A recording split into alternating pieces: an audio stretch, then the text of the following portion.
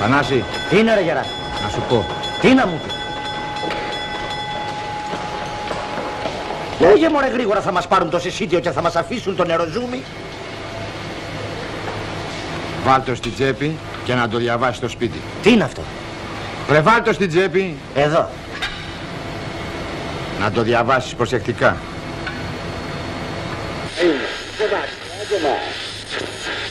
Εδώ Λονδίνον.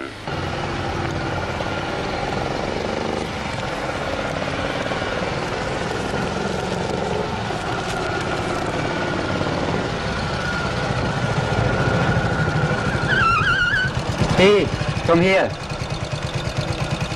Wo ist die Kommandantur? Die Kommandantur. Α, Kommandantur. Στρας.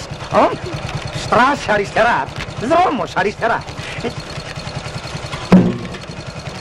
Είπαμε αριστερά. Στράσε. Αμέσως δεξιά. Δεξιά. Ύστερα ίσα. Ευθεία. Κτίριο Kommandantur. Danke.